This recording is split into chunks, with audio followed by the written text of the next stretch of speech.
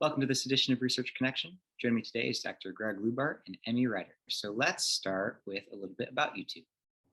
Greg Lewbart. I'm in the Department of Clinical Sciences here. In 1996, along with a wildlife rehabilitator, I started the turtle rescue team. So we're in our 26th year. We've treated over 7,000 turtles. It's a student-run organization. The students are the doctors, if you will, but they've got a safety net. Not just myself, but Kent Passingham, who's a research specialist, our EAMS team, and actually specialists throughout the hospital. The students coordinate themselves. They carry a pager, see cases all day long, at least from 8 to 8. And, you know, we of all these thousands of patients, about half of them are released. And we're learning something every year, every day, trying to improve. And Emmy's project is really looking at, you know, welfare of the patients in our care and versus in rehabilitation and maybe things we could do better. So with her background in aquatic medicine, her PhD in fisheries science, she's been a great addition to the team and sort of the perfect person to be doing this kind of work. But I'm Emmy Retter. I'm a third-year veterinary student here at NC State. I'm in the zoo med focus area, but I have an interest in aquatic animal medicine. And I'm one of the current presidents of the turtle rescue team, which is how I sort of got my foot in the door there doing research.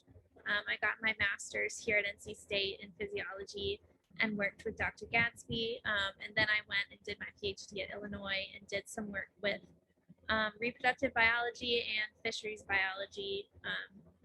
And then I came here for vet school, so the school never ends. One of the recent graduates, class of 2021, Taylor Gregory, did a study in turtle team looking at lactate as a prognostic indicator, among other things, and found that when the lactate was really high on intake, the turtles tended to be more likely to die, especially in that first 24 hours.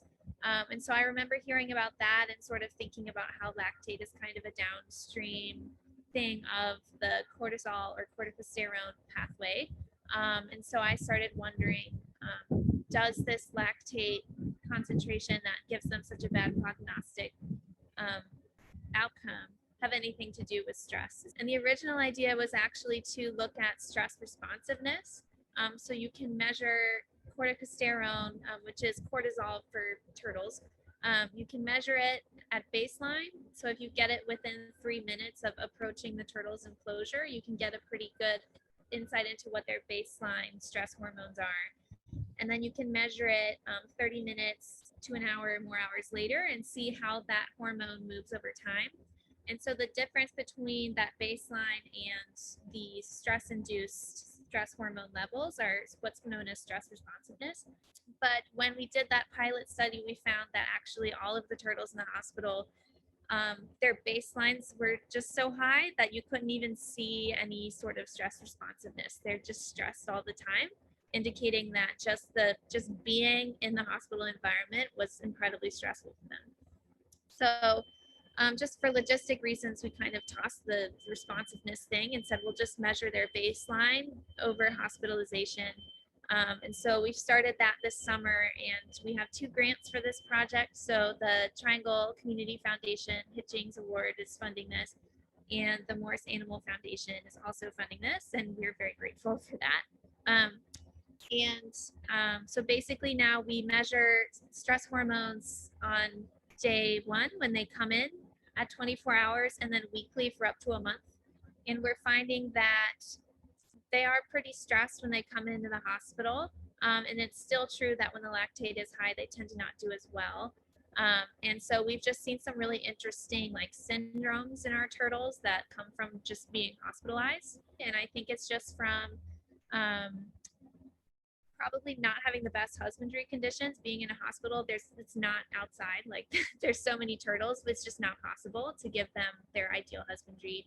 But I think it'll be really interesting to see how stress hormones vary in those turtles that do well versus those turtles that perk up and start eating and release immediately. Well, that's fascinating. It sounds like a big project. 2 It's- grants for it. So congratulations. Thanks. Dr. Lewbart, do you have anything to add? I don't think we expected the baseline corticosterone levels to be so high. Maybe, I mean, it's a good wake up call, Mm. but I think maybe we were thinking, oh, well, it's the hospital. It's like safe and cozy. But the turtles are probably thinking, wow, it's loud. These lights, there are dogs barking. I don't like this plastic world I'm in. Oh my goodness, here comes another student with a needle and all these things. So I think what Emmy's work has really opened our eyes to that fact. And we've sort of had an inkling, like the sooner we get turtles out of the hospital, the better they seem to do. We get them to local rehabilitators that can give them that individualized nursing care they need. You know, I think in the end, this work is really going to help turtles and maybe change the way we manage them. Sounds like great work. So keep it up. Congratulations. Thank you. And thank you for Thanks. sharing. Absolutely.